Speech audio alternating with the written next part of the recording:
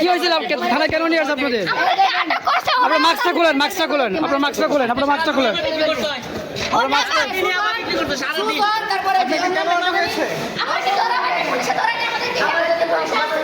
কেন এনেছে?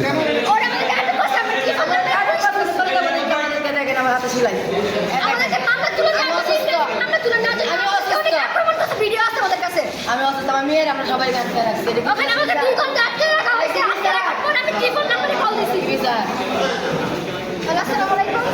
স্যার, আমাদের এখানে যারা আছে কি করছে? আপনাকে আপনাকে আপনাকে আপনার মাস্কটা খুলেন। আমার ছেলে আপনি মাস্কটা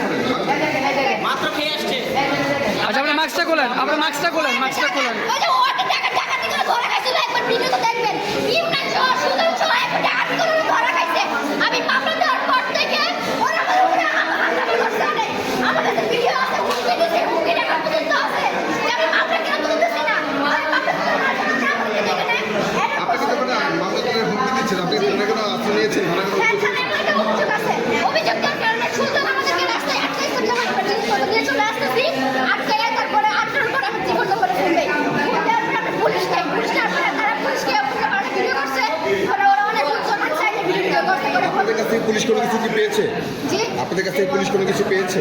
আমার কাছে কোনো কিছু পাই না। কি বলতেছে, কি ভাবে আমাদের কাছে? আমাদের মাল সামান আছে, মাল সামান থানায় আনা হয় নাই। তাহলে পুলিশ কেন আটক করলো আপনাদের? আমাকে পুলিশ আটক করে নাই তো, আমি পুলিশকে কল করে দিছি। থানায় আসছে, ওরা আমাকে আটক করে রাখছে।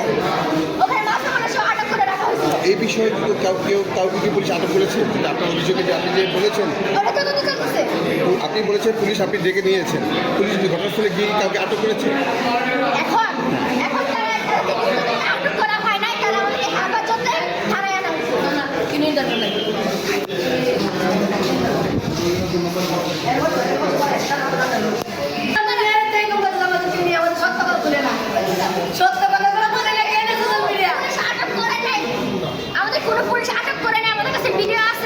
আমার প্রশ্নটা হচ্ছে, আমি বলি আপনারা যেহেতু এলাকাবাসী আপনাদের, আমি বলি আপনাদের আটক করছে পুলিশ, আপনার